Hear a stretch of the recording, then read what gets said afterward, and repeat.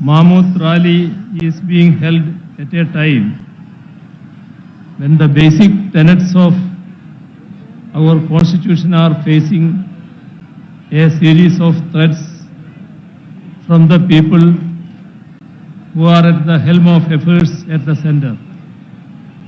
At the outset, I congratulate the Chief Minister of Telangana for taking the initiative to have this sort of a people's movement and to involve the like-minded CMs and leaders of various states in this great endeavor, meant for the future of the people of this country. On this very same day, a newly built collectorate for the district of Khammam and the second phase of Kandivalak, the Universal Eye Screening Program organized by the state government of Telangana, have been inaugurated. This needs special mention because through them, at one stroke itself, the state government is improving governance as well as public services so as to better the lives of the people of Telangana. Let me state that Kerala and its people are with the state government of Telangana in all their pro-people initiatives. I have come to understand that decentralization of governance has been a hallmark of KCR Garu's administration. During the tenure of his government, collectorates have become state-of-the-art integrated district office complexes. All district departments are co-located in them for the convenience of people. And as far as the Kandivalak program goes, no such mass eye testing program has been conducted in the history of our country. Kandivalak means light for the eyes or a torchlight showing the path. Today, with this public meeting, we are showing the path forward for the nation. It is a matter of great pride to once again be here in Telangana, the land of people's struggles. It is the heroic struggle of the peasants of Telangana in the late 1940s which placed the issue of land reforms on the agenda of the country. Several such people's struggles taking up diverse issues were waged as part of our glorious national movement. It is subsequent to centuries-long such struggles that our country won its freedom from the colonizers. However, today we have a peculiar situation in which a political formation that was not part of our national freedom struggle is in power in the country. The followers of those who tendered unconditional apologies to the colonizers and promised to serve the imperial crown are at the helm of affairs today. They have been and remain antagonistic to the values of our anti-colonial struggle. Ideas such as secularism, democracy, federal structure, social justice and equality were championed through it, and subsequently they were included in India's constitution so as to uphold the values championed by our freedom struggle. Since those in power now were not part of our collective struggles then, they do not know the values on which India has been built as a sovereign democratic republic. So they seek to alter the basic structures on which our modern nation has been built, even as they call for celebrations such as Azadi Ka Amrit Mahotsav, to commemorate the 75th anniversary of India's independence. Amidst the glam and glitter of these celebrations, they seek to undo the very foundations of our country, our democracy, and our constitution. Our constitution starts with the preamble in which we have enshrined the basic values that we uphold as Indians: sovereign, socialist, secular, democratic, republic, justice, liberty, equality, and fraternity. By signing various international defense agreements, they go against the concept of sovereignty. By allowing the concentration of wealth through consistent appeasement of corporates, they go against the concept of socialism. By seeking to replace parliamentary democracy with presidential form of governance, they go against the concept of democracy. By enacting laws which divide the people on communal lines, as in the case of the Citizenship Amendment Act, they thwart the concept of secularism. After the preamble comes part 1, in which we define India. It states, India, that is Bharat, shall be a union of states. The states are the basic units of India, our country. It is the union of states that creates India, our country. That is why India has a federal structure. Yet those in power think that we are a unitary state. We need to remember that their predecessors had promised to declare India as a unitary state in their manifesto published in the run-up to the 4th general election held in India in 1967. The Union government is consciously trying to destroy the country's federal structure. Repeatedly, laws are being enacted by the Parliament on subjects in the state list in the Constitution, be it law and order, agriculture, cooperation, power, or so on. Bills that infringe upon the rights of the states are being enacted into laws, even without seeking the opinion of state governments. Even while entering into international agreements that affect the states, the Union government does not inform state governments, let alone seek their consent. Slogans such as "One Nation, One Tax," "One Nation, One Uniform," "One Nation, One Election" are all attacks on federal structure.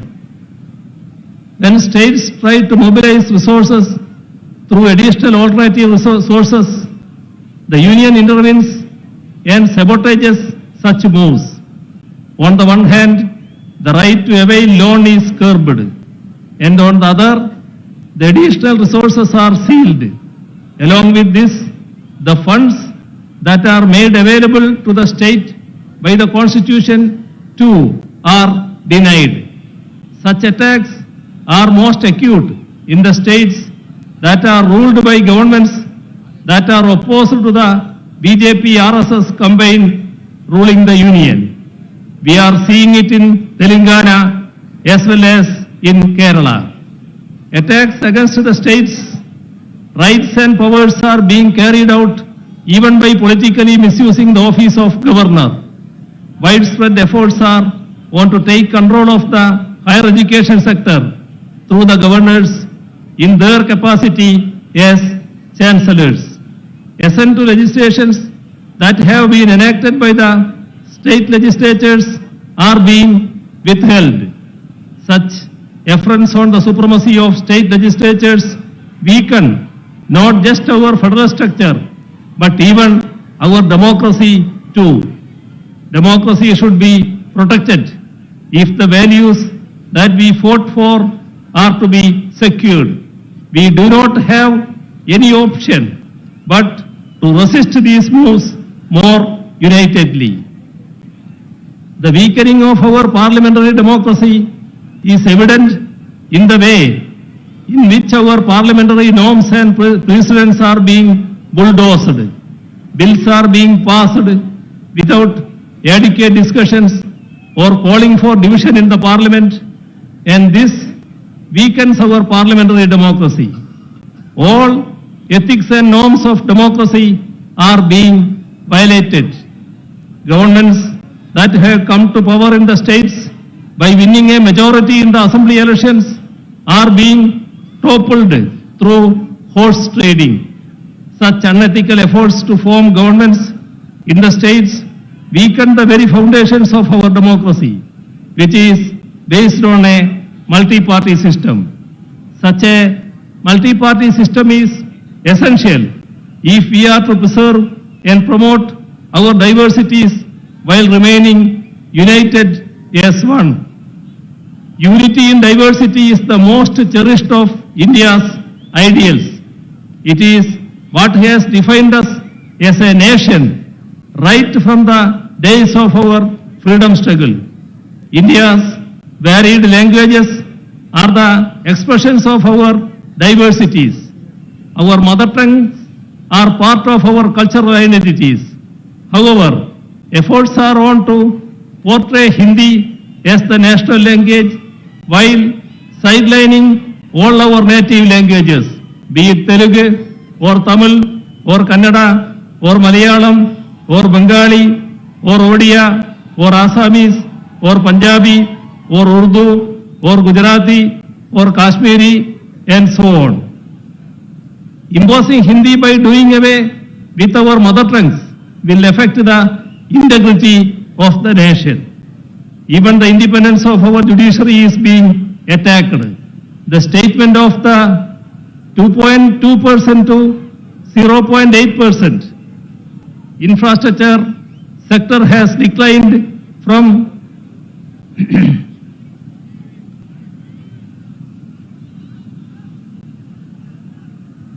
the statement of the law minister to the effect that the union government should have a decisive say in the appointment of judges goes to prove that the BJP government is hell-bent on destroying judicial autonomy and to subvert the judiciary into a nominated body of the union government. The Chief Justice himself has resisted the move, and it is commendable that the judiciary in general and the Supreme Court in particular have taken a firm stand, keeping the spirit of the independence of judiciary high. Not merely members of the Union Cabinet, but even the nominees are trying to meddle with the autonomy of the judiciary.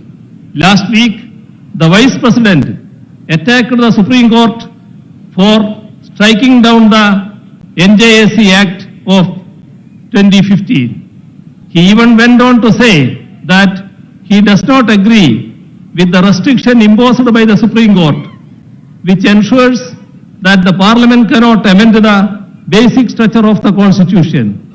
It is rather unfortunate that even the highest office, such as the Vice President, are making certain remarks that go against the Constitution and its spirit.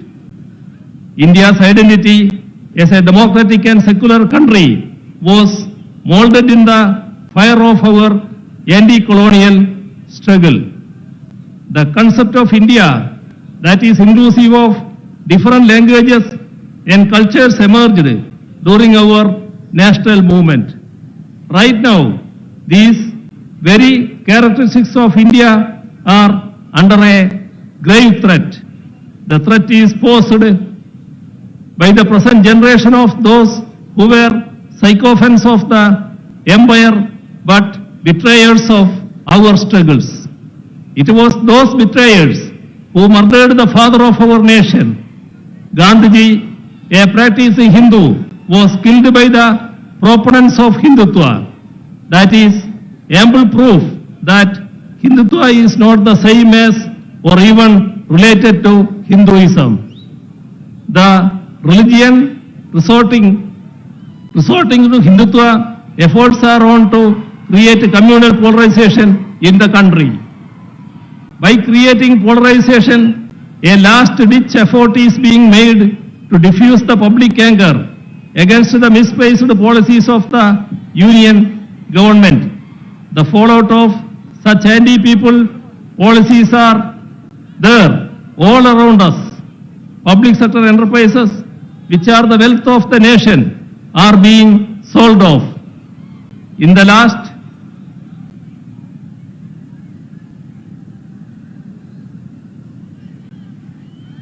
last budget alone, rupees 65,000 crores was sought to be raised through their sale.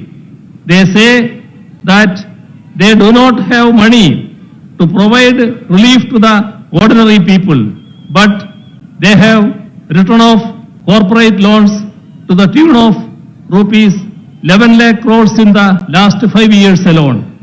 This amount would have sufficed to ensure food security to the entire people of the nation. The MGNREGS envisaged by the left as a scheme to aid the rural population in their distress is being scuttled. Allocation for it and workdays are under it are repeatedly being cut down. The country's development is in doldrums. Figures denote that GDP growth has declined from 7.4% to 4.7%. Industrial growth has plumbed from 2.2% to 0.8%. Infrastructure sector has declined from 19.4% to 9.8%. With regard to foreign exchange reserves too, the country is headed for trouble. Our forex reserves have shrunk from 642.2 billion in 2021 to 528.37 billion US dollar last October. The constant rise of petroleum prices has pushed the people's lives into misery. All this has made life extremely difficult for the common man. There is a sharp increase in hunger and poverty. In the global hunger index, we are 107th among 121 nations around the world. 80% of the people pushed into poverty because of COVID are in India. Imposition of GST on essential articles has spiked price rise. Last year, India's wholesale inflation has touched a 3-decade high. Price rise is as high as 39%. Even amidst such dire circumstances, welfare measures for the poor are being denied.